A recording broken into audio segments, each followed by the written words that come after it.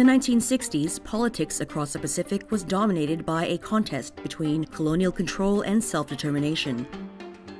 Delegates attending the 1965 South Pacific Conference at Lae in Papua New Guinea saw a chance to strengthen regional identity and push for greater Pacific representation.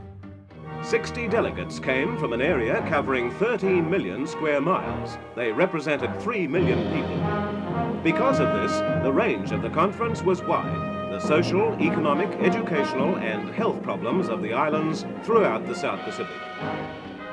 A new breed of leaders from across the region wanted Pacific Islanders to have a seat at the decision-making table. The conference is an opportunity to meet men from other Pacific islands.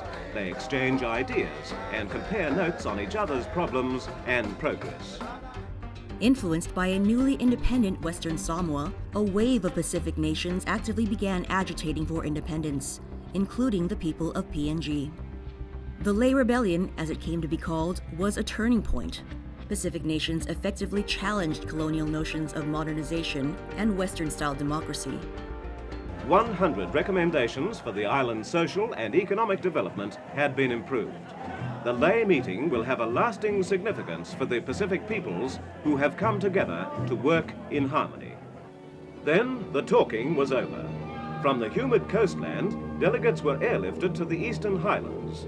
They saw and talked with the people, noted community development, watched the deadly skill of native archers. As a result of the Lae meeting, projects recommended will bring expert technical services to these people and the 3 million other islanders from the 16 territories.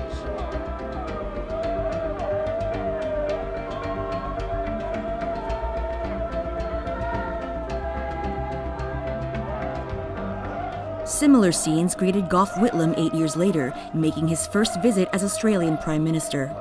These native people from the Eastern Highlands of Papua New Guinea, and there are about 5,000 of them here, have come to give the Prime Minister, Mr. Whitlam, and the Chief Minister, Mr. Samari, a traditional sing-sing, a welcome to Goroka. Having campaigned to end Australia's colonial ties, he was determined to grant PNG its independence. But there were concerns a process was moving too fast. But this sing-sing is not without its political significance. These people did not want to hold a sing-sing if it meant support for independence. They're very concerned about independence. They don't want independence yet. In fact, they presented the Prime Minister with a petition, and it sets out the following terms. We oppose your government setting a date for independence.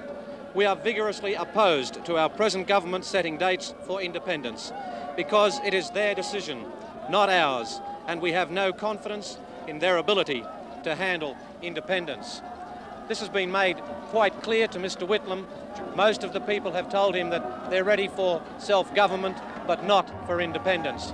These concerns were shared by newly elected Chief Minister Michael Somare. We should not set a date for independence until we have achieved self-government and have had time to adjust to self-government. We realize the external pressures on Australia to set an early date for independence, and we realize the internal pressures for Australia to end its colonial role. And I'm sure, Mr. Prime Minister, your government does not want Australia to be a colonial power. Your government wants to see Papua New Guinea as a partner.